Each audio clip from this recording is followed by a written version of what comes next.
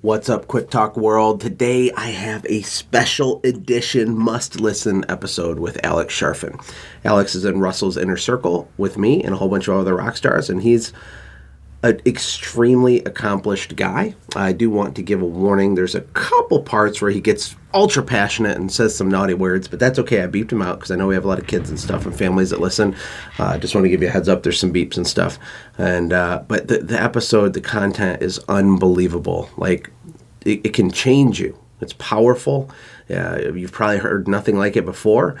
And this is coming from a guy who's built many, many, many large companies. He's had companies that he built that were in the Fortune 500 3 separate times. He's done TED Talks. He's been all over Fox News and CNN and everywhere.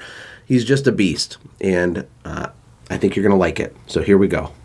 And so my goal in the world eventually is to get this content to the point where no evolutionary hunter suffers the fate at the hands of a coordinator, a communicator, or a caretaker who doesn't understand them and tries to hold them in a box. Because when people like us are taken out of momentum, especially when we're young, we become cynical, we become frustrated, we doubt the world, we don't trust the world, and often we pull back from the world. So when I stay, if we are lucky enough to stay unmedicated and unincarcerated, I'm serious. There are far more evolutionary hunters that end up in a rehab, in jail, or even an early grave than running a business, because our society systems not only don't help us, they break us.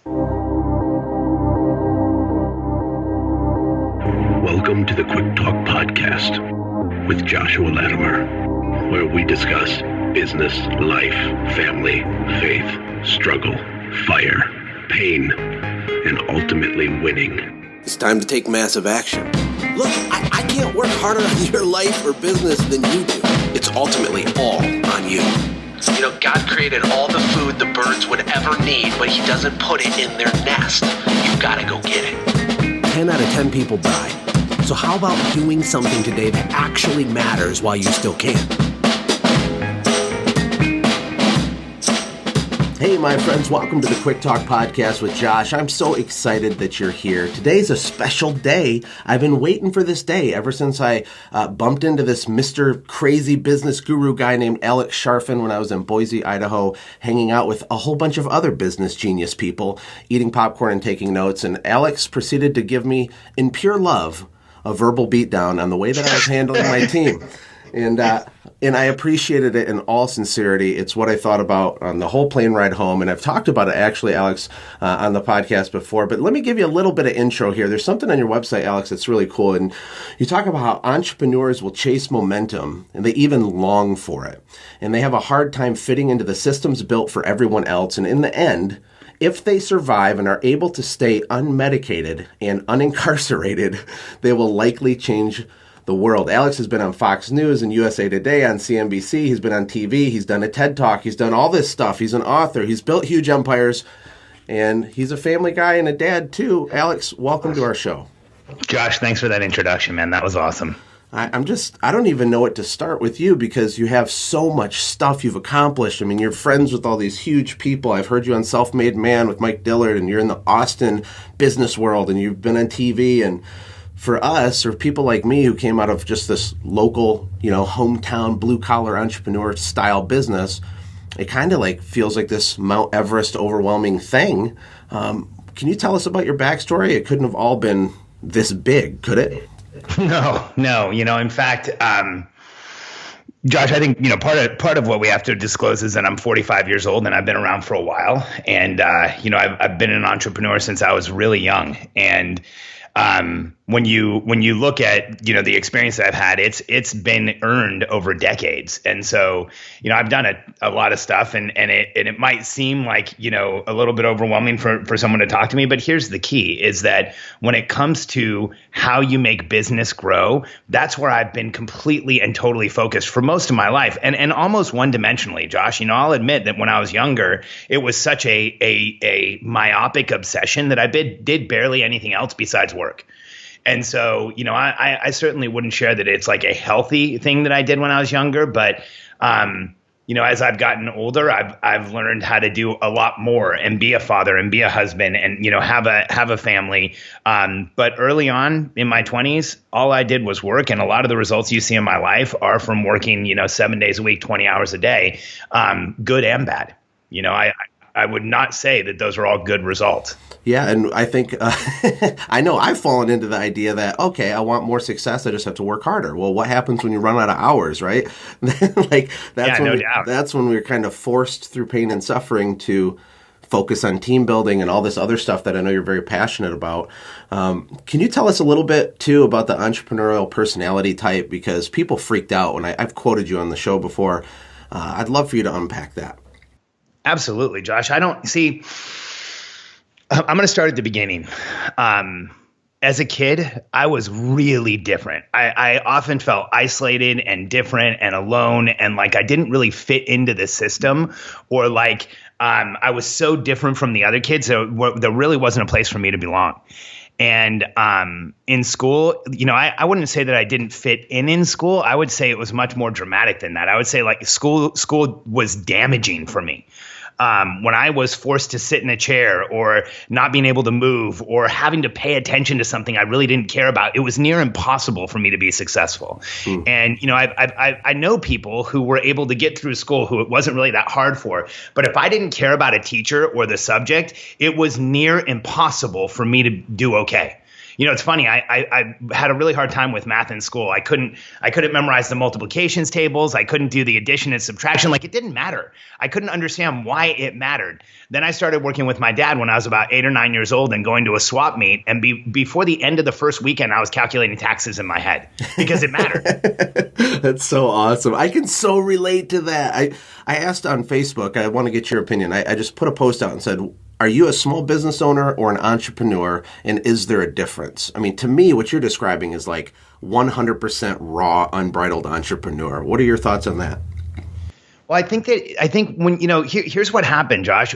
Throughout my life, as a kid, I started like realizing that there was this thing called success, and that if success was something, it was about as far away from me as anything had ever been. Like, I did not feel like I was going to be successful. I didn't feel like I was successful as a kid. I felt like I was like just in the process of trying to fail as little as I could.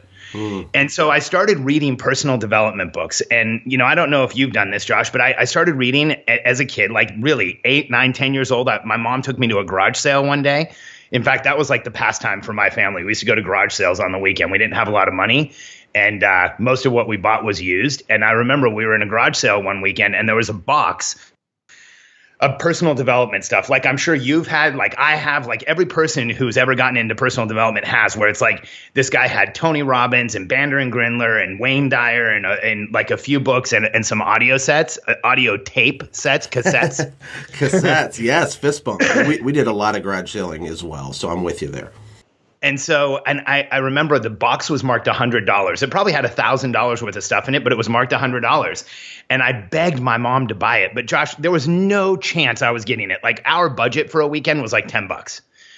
When we went to the place where all the clothes were 25 cents, we went crazy, and you know what I'm talking about. Oh, yeah. Yes. Very, very much so. Yes. And so after walking around this garage sale for about an hour and my mom listening to me beg for this box, the guy who was running the garage sale like got up from where he was sitting down, grabbed the box from under the table it was under and brought it over to me. He's like, "Kid, take this home. As long as you promise me you'll listen to every one of these, it's yours. You need it more than anybody else I've ever seen." Oh, my word. What an incredible, powerful thing. I mean, that guy has no idea the trajectory he helped set you on in that moment. Well, my mom remembers it, Josh, because I came home and my family didn't see me again. I went and grabbed a tape player, those old tape players with the handle, and like the red button that you had to push record and play to record. I grabbed one of those, went into my room and started listening to those tapes. And I listened to them so much, I wore out one of the Tony Robbins tapes. And then I started reading personal development. But then here was this challenge. Like, as soon as you start exploring the world of personal development, everything conflicts with each other. The first book you read invalidates the second and the third. And the 8th book you read tells you that the first 7 were wrong. And then if you keep going, the level of conflict is undeniable. And as a kid, I couldn't deal with it. So I started studying successful people. I started reading biographies, autobiographies, third-party accounts, articles, whatever I could about successful people. And here's what I found, Josh. It was insane. The more I read about successful people, the more I found out they were just like me. I mean, I remember reading, and Einstein couldn't tie his shoes couldn't tie his shoes in his lifetime, did not tie shoes. No way. Wow. Couldn't talk until he was 4. Failed algebra twice. I failed algebra twice. I remember thinking like, holy shit, I'm like Einstein. And then Thomas Edison was sent home from school because he was too slow. Thomas Edison. We as a society, as a people, as a human race, we are so fortunate that Thomas Edison's mom told the school to go screw off, brought him home, unschooled him, told him he was a genius, and he went on to change the world. You know, Isaac Newton sat under an apple tree, got hit in the head with an apple and discovered gravity. But what we don't talk about is he was so antisocial and had such anxiety around other people. He was sitting under the apple tree by himself because that's what he always did. And the more I looked at successful people, the more I realized the more successful people in the world, every single one of them struggled and battled with something. And most of the time, they were the ones that looked like they shouldn't be able to do it. I mean, you look at Helen Keller. At the time where she was born, she should have been wrapped in a burlap sack, thrown in a couple rocks, and thrown in a lake. And if you think I'm exaggerating, that's exactly what happened to babies like her when she was born. And the fact that she was preserved and brought up and went on to change the world for disabled people, being somebody who couldn't see or hear, how do you even do that? And so the more I read about success, the more I saw this similarity, Josh, that when you look at successful people, if you read 100 books, we all look different. If you read 500, you start to see patterns. At 1,000, they were undeniable. At 10,000, they were painfully clear that when you look at success in the world, there is a personality type that is driven every single day to get up, create new outcomes, make new things, improve the world around us, discover new ways to deliver things. And here's the key. The entrepreneurial personality type is a physiologically sensitive, momentum-based being that is highly reactive to constraint. And we feel that. We don't just be that. And when we think of the word momentum, that isn't just what we want. That is who we are. And we are that small subset of human beings who throughout the history of humanity have been the only source of positive human evolution, and we always will be. So for anyone listening to this podcast, because Josh, you shared your audience with me. I know if you're listening, you run a small business or you run a business, maybe it's a family business. You go out every day and you work and you deliver and you make things happen and you improve the lives of the people around you, or at least I know you endeavor to, because that's what every entrepreneur does. And I want you to know something. If you have ever felt like you were different or alone or isolated or like a party of one, I want you to know something. History has taught us that anyone you remember, anyone who matters to be remembered, was just like us. And whenever you feel like you aren't enough, I want you to remember that every person in history that matters to be remembered, every person in history you remembered, and anyone who has changed the world is just like us. And that is your tribe. That is your birthright. That is who you are. Whew. Okay, thank you for your time. I'm going to go climb Mount Everest now. Jeez, oh, Pete, you bring the fire. It's crazy. I mean, your level of passion, but you're not just passion. You offer so much structure. And as I've dug more into your stuff, like the way that because of decades of life experience and your own pain and suffering, which I'm sure caused tremendous growth, and doing it wrong the first time and then fixing it the second time. And I don't even know where to go next. What I wanted to ask you about, though, because the first time I heard you on Self-Made Man, you talked about this whole momentum thing. Like, we don't feel depressed or happy the way that other people do. We feel momentum or no momentum. And you started talking about this idea of lowering the noise around us. Can you take us and explain that a little bit? Absolutely, Josh. You know, I think people like you and I, and this might sound crazy, so don't turn the podcast off. I'll get to a real point here, but I think that people like you and I don't really understand the difference between a concept as simple as happy and sad. And let me explain that. I think that, we've all learned how to apply meaning to happy and sad. Like, happy's on and sad is off. But if that's true, then what's the difference between sad, frustrated, pissed off, ticked off, confused, upset, and just plain not going to talk to you? Is there any difference, Josh? To me, I guess, I don't know. Right. Because is there really a difference? The fact is, people like us, our whole lives have been told we don't feel right. Let's just accept the fact we don't live in the world of emotions like the rest of the world. You know what? The only time we can relate to them is when they're in a freaking Disney movie anyway. And the fact is, when you look at who we are, we do not feel like the rest of the world, or we would act like the rest of the world, and we don't. The reality is we don't care about all those different emotions. We care about one. Am I in momentum? And am I making progress? Am I creating the outcome I want in the world? And am I making things happen? And so for us, momentum is absolutely the most important thing. And the way that we exist is in 3 states of momentum, Josh, and they're simple. Watch, I'll test you and see if you know exactly what they are. So the first one is when we're in momentum. It's when things are going our way, when the world is following in our wake, when we're accomplishing, achieving, making things happen. Josh, you know what I'm talking about? Oh, baby. That's when you feel on fire. Josh, isn't it when you just feel alive? Yep. So let's look at who we are as a people. We are the entrepreneurial personality type. My theory is we are the evolutionary hunters, the people throughout history who've gotten up every day and said, what would happen if we went over there, over that hill, over that mountain, across that ocean? What would happen if we made a discovery? What would happen if we imagined something new? How can we make this real? And we are that small percentage of the population that goes out into the future, imagines a new reality, comes back to the present, and insists it becomes something we actually have. And when we are in momentum, that's when we feel alive. That's when we feel like we are doing what we should do. Now, the second state that we exist in, and this one's weird, Josh, this one I call facing resistance. I want to see if you know this state. It's where you don't have the right resources. You don't have enough of whatever it is you should have. You don't have the right amount of help. You don't have the right amount of time, but you see a tiny light at the end of the tunnel, and everyone around you is saying, Josh, it's a train. But you compel yourselves toward that light. You compel the light towards you. You step through that light to the doubt of everyone around you. And that is when, in fact, you create your life. Josh, you know what I'm talking about? Oh, man. One of my favorite quotes is how entrepreneurs jump off the cliff and build the plane on the way down. And that's kind of what it feels like with our company in some ways right now, is that resistance. It's like we know we have something, but there's things missing and it's driving us crazy. But we still show up every day if that's what you're talking about. Yeah, it's that facing. And haven't you had that point in time in your life where everyone around you was telling you, Josh, throw in the towel? Yes. Josh, you're not going to make it. It's not going to happen. And then didn't you push through and do it anyway? Oh, yeah. My very first real business I started, my own mother wouldn't talk to me for a week because she was certain that I was ruining my life, right? I mean, yeah, for sure. And it wasn't because that person was against me. It's because they cannot comprehend what we see. And I don't want to derail what you're saying, but I wanted to ask you, I don't know if this is good or bad or if you see this as normal with the people you work with, but I kind of live in the future. And so it's really hard for me to I don't live in the past ever. That means no matter what I've achieved, doesn't matter. I'm only seeing the next thing.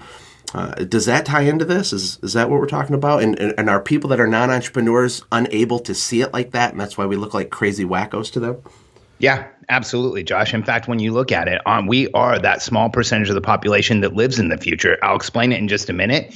I want to finish this on momentum, though, and then we'll transition to that, because there's the third state of momentum. I just don't want to leave anybody hanging on that, because there's in momentum, there's facing resistance, and then here's the big one that has to do with pressure and noise, Josh. When you're in constraint.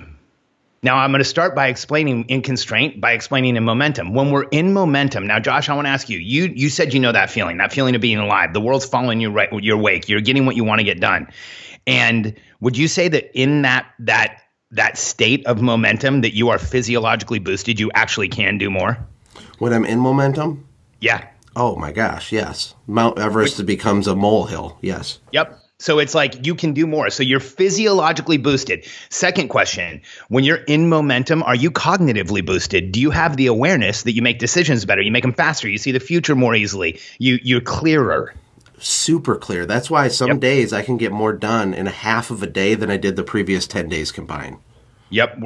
But before this podcast is over, I'm going to show you how to stay there all the time, Josh, because people like us aren't meant to experience momentum. We are meant to live in momentum. We are meant to be there every single day, all day, or the universe wouldn't have given us the dopamine and the serotonin and the receptors that tell us to go back there and achieve and accomplish and make things happen. And the third state of momentum that we have to be so careful of is when we get into constraint.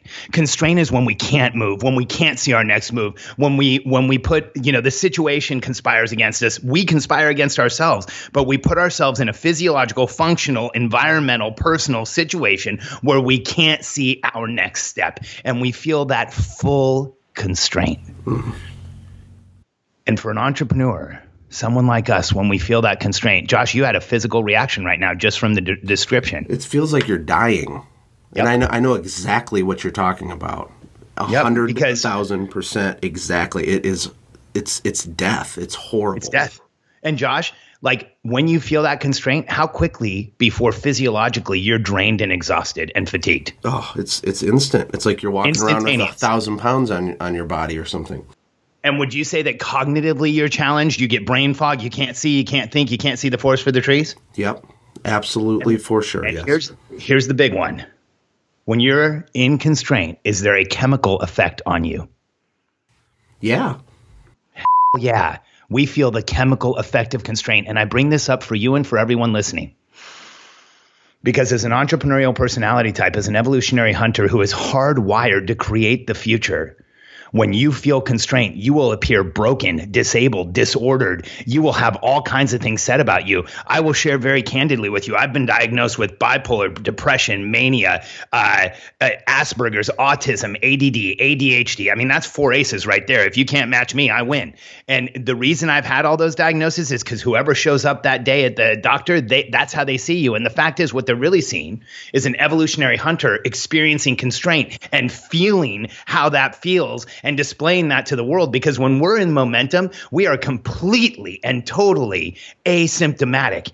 The difference between me admitting to you that I have been diagnosed with Asperger's and autism and ADD and ADHD and all that other crap, which by the way is crap. It's a bunch of diseases that are voted on so they can give you drugs. But the difference between me and my friends in Silicon Valley that run multi-billion-dollar companies is that I can tell you I've had those ridiculous labels. They can't, because their stock values would go down. But if you look at successful people in the world today, it's hard to find one that doesn't have a diagnosis telling them that they're broken. To me, it's the rest of the world pushing us down and telling us we're not good enough, and I've had enough. Man, that is... I think I know for certain that people right now are like crying listening to this because they live in an environment. Like I come from a totally non-entrepreneurial family that loves me but doesn't understand me. They literally thought they must have dropped me on my head and something was wrong with me. When I was 17 years old, my parents went on vacation and came back, and I had ordered $5,000 worth of candy machines on a credit card. I guess I was 18. That's when I got the credit card. And they were so like, what are you doing? I wanted to start a business. I was reading Rich Dad Poor Dad in high school, and my excitement would get quenched because I couldn't be excited around the people around me about this stuff. Or even when we hung out in your Airbnb in Boise, it's like you find your people and it changes everything, right? It's like, but a lot of people listening to this, they don't have their people. They feel like they're living on an island. So how important is, I don't know, like community, masterminds, anything? Like, what do you advise someone that feels like that do? Well, Josh, I think first, you should get really clear on who you are, because every evolutionary hunter, every entrepreneurial personality type has felt judged and put down and pushed down and made to feel less than for the very fact that they were displaying who they truly are to the universe. And every one of us has been told to sit down and shut up and stop talking and stop making everybody else uncomfortable. And can't you just slow down and sit down and be like everyone else? Josh, you've heard this. Oh, baby.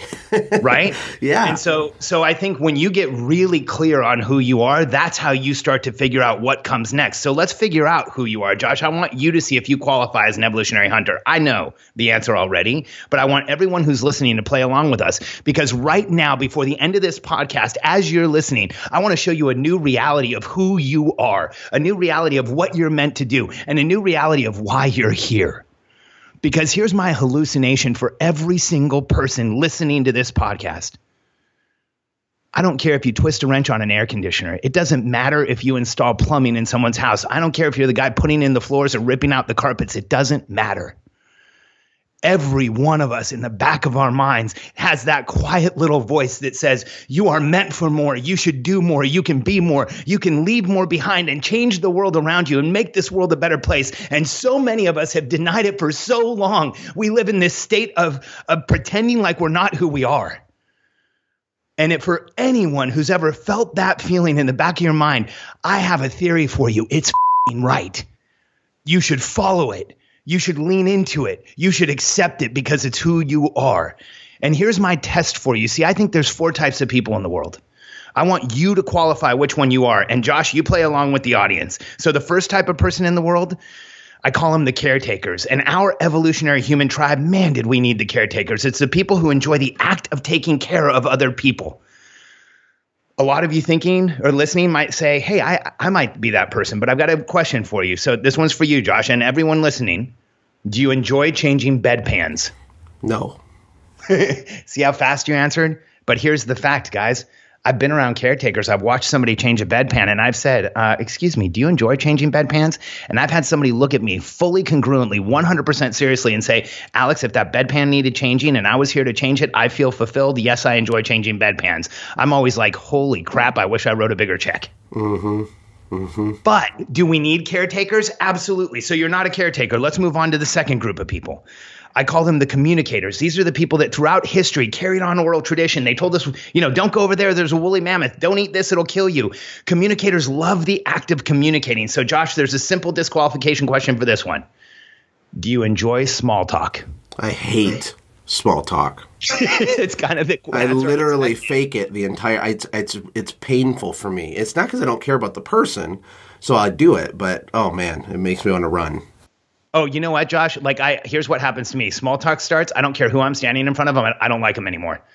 And I'm just going to be honest. I get irritated with the person in front of me, and I start thinking, do I escape or do I fake a heart attack? That's how much I hate small talk. But, dude, you take 2 communicators and you put them at a water cooler, and they'll talk for an hour about a 30-minute TV show. I didn't know you could do that. Right. My word. So we know you're not the first 2. Let's go to the third one. The third personality out there, the third type of human being, the third tribe in our human race is what I call the coordinators, the memorizers, the organizers, the people who like fine print and red tape and contracts. Contracts, not because there's a deal, but because there's a contract. And the coordinators love to be able to put things in order and keep them straight and keep things in boxes and keep it all the same and love the status quo and let's make everything all the same all the time. I don't even need a qualification question for this, although I'll let you say it, but I am definitely not a coordinator. You and I both, brother, because the disqualification question for this one is, do you enjoy being on committees? Ooh, gross. Right. But you know what? You talk to a coordinator and they'll tell you proudly how they sit on 24 different committees and they go to committee meetings all the time and they just coordinate. And we need people like all of the ones that you're talking about. We absolutely do. I'm just not those people. Got it. We need them. We need the coordinator. We need the communicator. We need the caretaker. In fact, our evolutionary human tribe survived for one reason. All 4 of those groups, or all 4 of the groups, work together. But let me share with you the 4th one, because you've already disqualified the first 3. I remember when I shared this with Dave Woodward at ClickFunnels. He's like, Dave's their director. You know Dave. Yeah. Dave was in a room with me, and after I shared the 3rd one, he's like, crap, Alex, I better be the 4th one or I just faked it. So let everybody off the hook. Because if you look at our evolutionary tribe and the tribe we have today, if you look at the caretaker, the communicator, the coordinator, what type of person is missing? What does our evolutionary tribe need to have to survive? Josh, what is it that's missing? Hunters and killers. People that club things and drag it home, baby.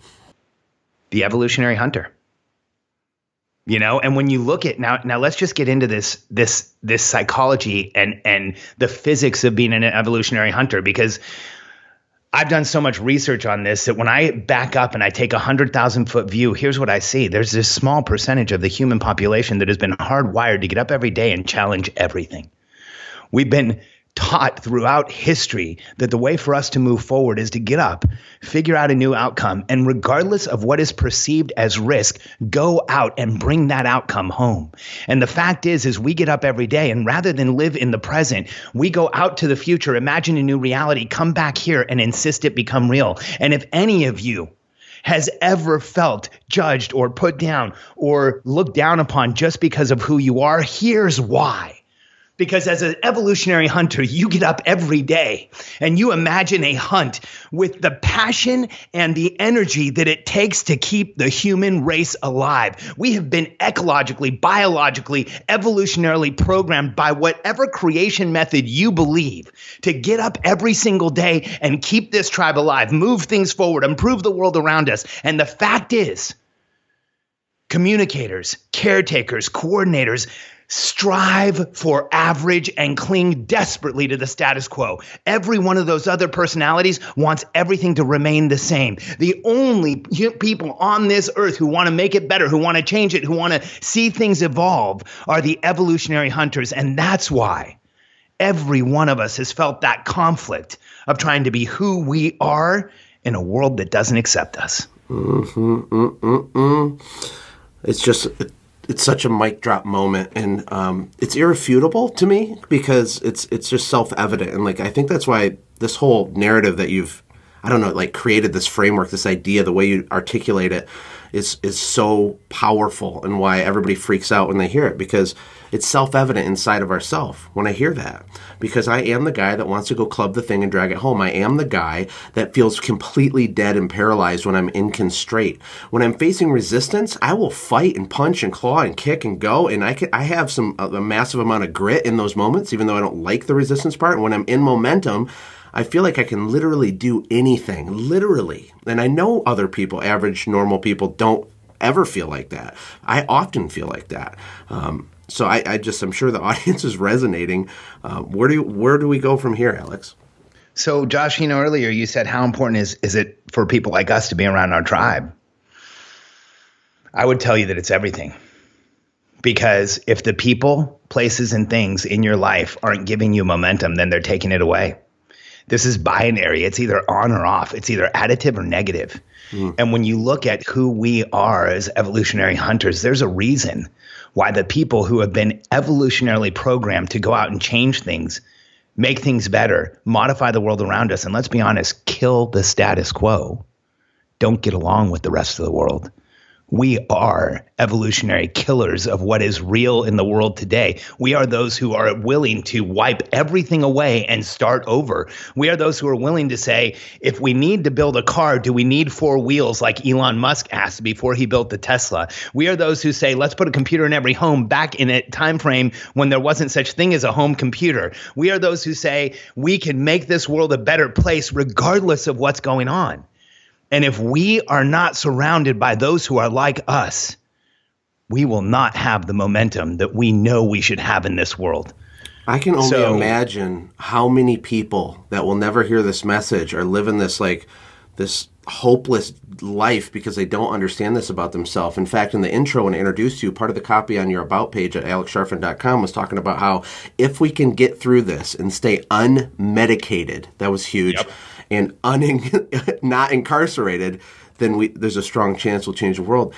I mean, my heart's kind of breaking as I'm thinking about this, because if someone hadn't heard this, they just lived this life of quiet desperation, it would be horrible. Well, Josh, today I think of this morning that tiny evolutionary hunter getting up and getting on a big yellow bus and going to a room where he's told he's not good enough and being looked down on by a teacher because they can't memorize that doesn't matter to them, and being told that they have to learn in a synchronous way, although history has shown us every evolutionary hunter who mattered learned when they needed to, not when someone told them to. And I think of that child sitting at a desk and holding themselves into the chair and trying to constrain their physiological movement and denying who they are so they can fit into a fucking system that's set up to standardize human beings. And I think of that child suffering through the school day and trying to pretend like they're everyone else. And I know from working with adult entrepreneurs that is a pain that does not go away. That is a pain we work through for the rest of our lives.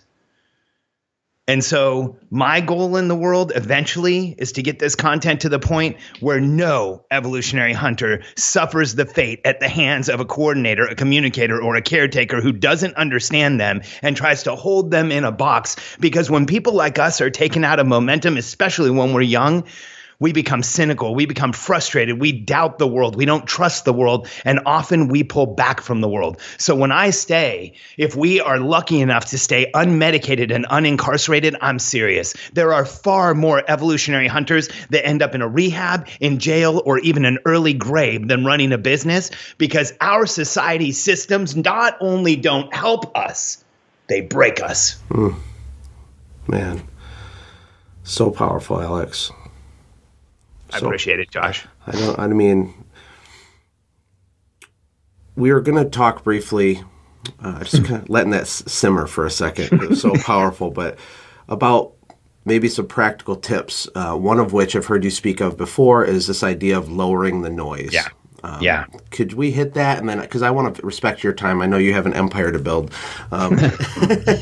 After that, maybe do a few minutes where you can start asking me hard questions so I can be vulnerable to my tribe and about, me and the way that we're running our team and some of the things we talked about in Boise when we met for the first time. So lowering the noise, and then you can coach me for a couple minutes. Is that okay? Yeah, let's do that, Josh. But if it's okay, I'd like to expand just beyond the noise and share one of our frameworks with everyone. And it definitely includes lowering pressure and noise. I'm not going to not cover that. I want to go a little bit beyond that, because I'll share with you where this comes from. When you read obsessively about successful people, you start to see patterns. Every successful person that I've ever read about was frustrated. They experienced cognitive dissonance. They experienced periods where they didn't think they would make it, where they didn't know if they could go on, times where they even said, should I keep doing this? And you see patterns in their lives of how they overcame what they dealt with, how they got past what they were inflicted with, how they overcame their diagnosis, their disorder, their disability, whatever it was. And when you read enough, you start to see a clear pattern that there's a process every one of them used. And this is the most foundational content we teach. We call it the contribution equation. And it's a 4-step process that every successful person in history used to become successful. And I'll argue this anywhere, that there is one path, and this is it. The first step of the contribution equation, and again, there's 4 steps. The first step is to lower the pressure and noise in your life. If you study successful people, they became obsessed with lowering pressure and noise. Steve Jobs wouldn't wear shoes because they caused him to feel constrained. Tesla used to curl his toes every night because he thought it made him more creative. When you look at successful people, they have constantly said, I'm going to do it my way. I'm going to lower the noise. I'm not going to let everybody else in. They cut off the world. They are wildly selfish with who they are, and they do not let everyone in, because you must lower the pressure and noise in your life. The challenge with being an evolutionary hunter is that we are more sensitive to the noise. We're more sensitive to the pressure. We feel the things around us. That's how an evolutionary hunter is hardwired. And the challenge is, when the noise goes up, when the pressure goes up, that's when we look dysfunctional. And the problem with the world today is that most of the entrepreneurial role models out there appear to be in a contest to see who can take on the most pressure and noise. Good grief, is that true? No doubt, Good Josh. grief. And the fact is this. The sooner you lower the pressure and noise in your life, everything will change. And I'm not suggesting you do this gently.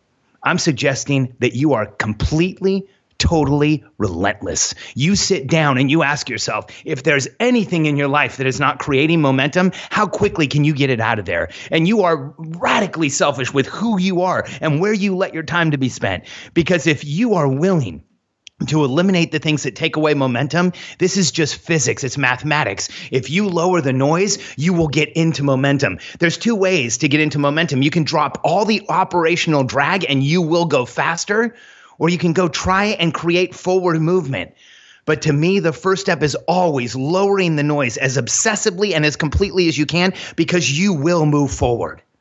And if you lower pressure and noise, the second step of the contribution equation is you increase protection and support. Now, this one's hard.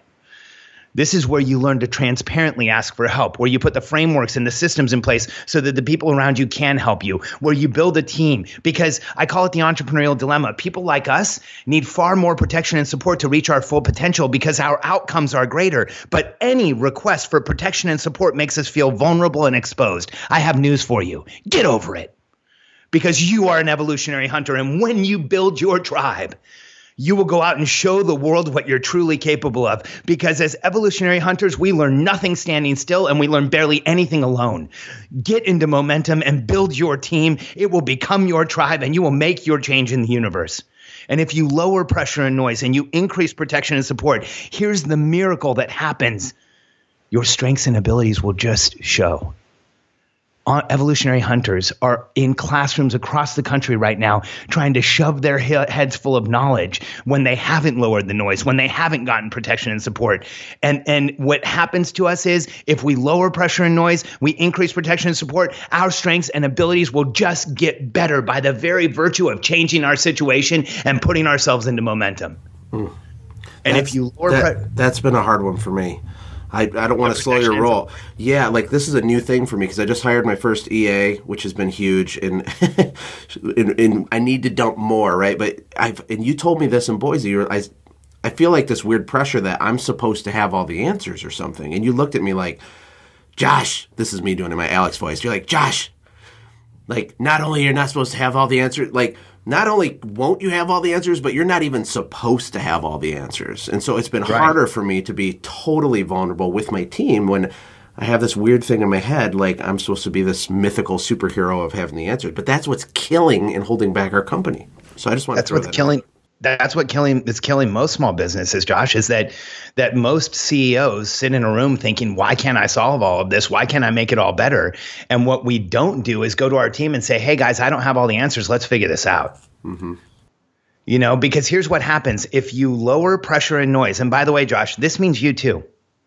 This means if you're not treating yourself like a professional athlete, I ask why, because you have the earning potential of a professional athlete and the affluence potential of a professional athlete. And if you don't think physiology has anything to do with your mentality, then I've got news for you. We're evolutionary hunters and our bodies are the tool through which we interpret the world and create our success.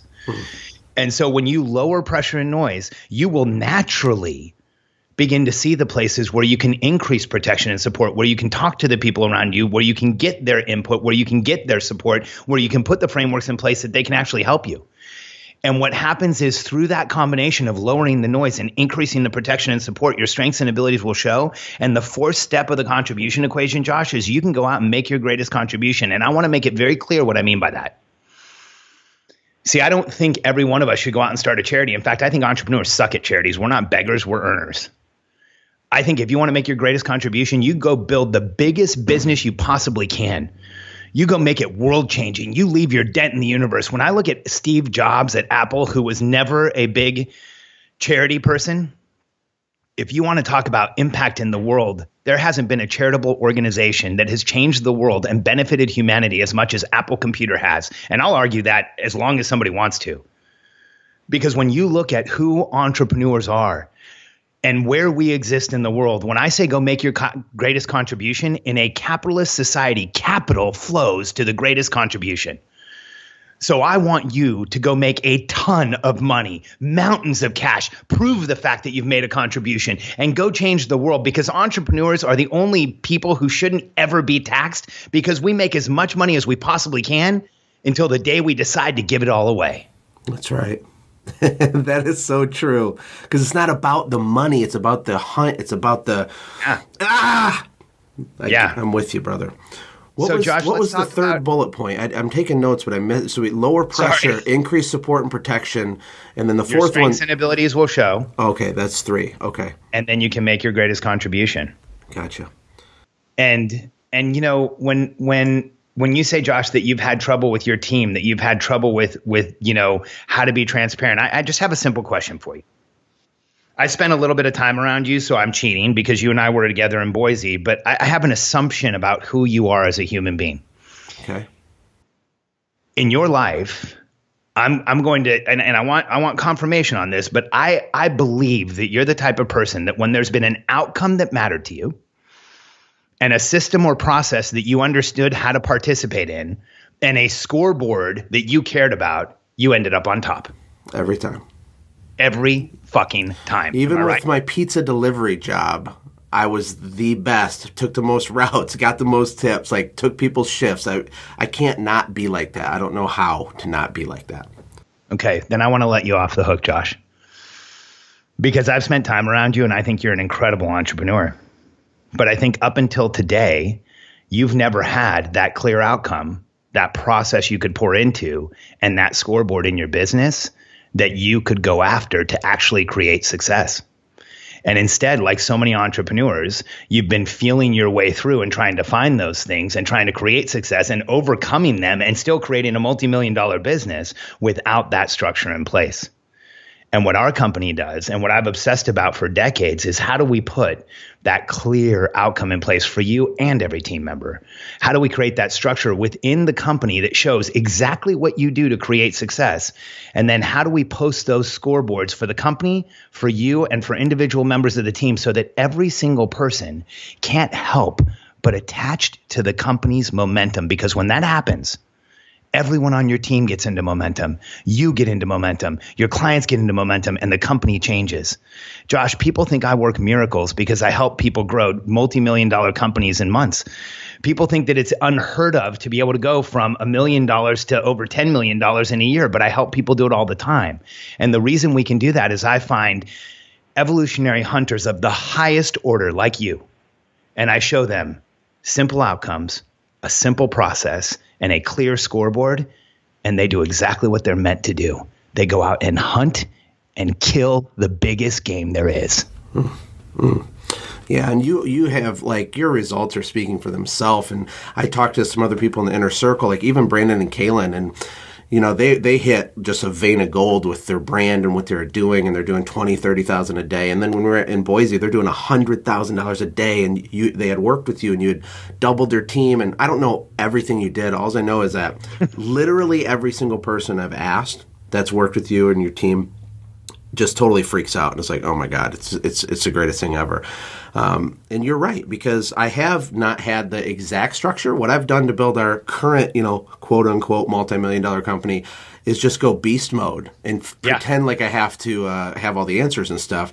And we are literally screwed if I don't put the structure in, because I've reached that ceiling of my own bandwidth, because I'm at max bandwidth. So if I don't put the structure and let other people begin to go beast mode with me, it's not going to get bigger. Let me tell you how I describe that, Josh, especially for everyone who's listening. Because, by the way, if you're listening, I have a lot of love for you and who you are and what you do. Because I think blue-collar entrepreneurs are some of the hardest working human beings on the planet. You know, a lot of you opted not to take a 40-hour-a-week job so you could have an 80-hour-a-week business. And I respect the hell out of that, because you're being who you are. And when somebody says beast mode in this environment, here's what I know it means. It means you're either managing through transactions or personality. Transactional management is when you come in, you tell people what to do, you check that it got done, you tell them what to do again. And if you're listening, you probably know that pattern really well. It sucks. It's exhausting. It's draining. It makes us feel like we're seeing double sometimes. And Josh, the transition is to go from transactional management to transformational leadership. And transformational leadership, instead of telling people what to do, checking it got done, and telling them what to do again, transformational leadership is giving people clear outcomes, then coaching their success along the way and getting leverage results. And when I started working with Brandon and Kaylin, their company was at a standstill. They had gotten up to 18 people. They felt completely overwhelmed by it. I remember Brandon actually saying out loud, dude, I just don't think I could ever get my team over 18 people. And we put the structures and frameworks in place that I'm talking about for them. And Lady Boss went from a team of 18 to over 40. They went from, like you said, 20 or 30,000 a day to over $100,000 a day. They went from being a 7-figure business to well into the 8 figures. And that's what happens, because if you have an opportunity and you apply the right framework and structure, it's insane what happens on the other side. I can see it. And I will tell you too, I started doing the daily team meetings, which you told me to do. And we'll wrap it up with this, Alex, because I know you got to get going. But I just want to honor our conversation. It was like, really smart guy, built multi 8-figure businesses many times, like told me to do this thing. I don't fully understand it. Doesn't matter if I fully understand it. I'm an idiot if I don't do it. So I immediately did it. In fact, we did a complete week of it last week for the first time ever, because I kept thinking, like, what are we going to talk about every day? Like, this is confusing to me. So we did it for the whole week. Then we surveyed our team. Everybody freaked out. I'm telling you, we haven't solved all the world's problems with our company, but there's a noticeable shift in just the clarity and the momentum as a group, and starting out with a gratitude, like you suggested, explaining our intentions for the day, measuring the previous day's outcomes with a metric, which we're still putting in place how to do that for different departments, and then doing caught someone being awesome and all that. So I explained that on a previous episode, but I want to thank you for that. That little tiny thing is producing a result for us right now. Yeah, it's amazing, Josh, when you put like simple structure in place, like the daily huddle, and then you put a simple communication cadence in place, like what we help entrepreneurs do. The reason we get such dramatic results is this. When you look at how most people feel working in an entrepreneurial company, there's no system, there's no structure, there's nothing that can really be expected other than the unexpected. And you and I do very well in that environment because we're entrepreneurs. We're okay with the unexpected. We're okay with the unknown. But the fact is, your team isn't. They want certainty. They want to be able to trust and rely on something and pour into it and know that that effort will be rewarded, not with money, but with success. See, people want to know that where they put their time and effort, that it's going to make something good happen. Your team gets most of their adulation, their congratulations, their celebration in the world from what they do at work. That's where they spend most of their time. So when you create an environment where people can win, that's when your team absolutely will take off, and you won't even recognize them in 6 months. Man, I can see it. I can see that, because it feels like we've been playing from behind. We keep winning, but it's like a fourth quarter Hail Mary pass at the like that type of environment cripples non-hunters. And I can see that so much more clear now. Like our team, they're good people. They're true believers, like you always say, but they crave certainty and stability and consistency. Alex, thank you so much for doing this and for coming on here. It means a lot, and it's going to radically impact thousands of people that listen to our show. And I just really appreciate it, my friend. Oh, Josh, thanks for the opportunity, man. I'm also looking forward to getting you involved with our programs, because I think you're extraordinary and your market needs you. And the people who keep, our systems running and our homes going and, keep like I said, keep the toilets flushing, for Christ's sakes. Like, that's who we're talking to. Mm-hmm. And that's a population of business owners that, let's be honest, if they do everything right, they might get a thank you. And if anything goes wrong, all hell breaks loose. So I want every one of you listening to know that I love you. I respect you. Every single day you're making a difference, even if it doesn't feel like it. And if you put the same systems in place that we talked about today, you lower the noise, you tell your team what's going on, you will have your strengths and abilities show and go out and make your greatest contribution. And if you've ever felt frustrated or alone or like you just can't move forward, I have a thought for you, a mantra for every one of us evolutionary hunters trying to make it in a world that sometimes would rather not have us around.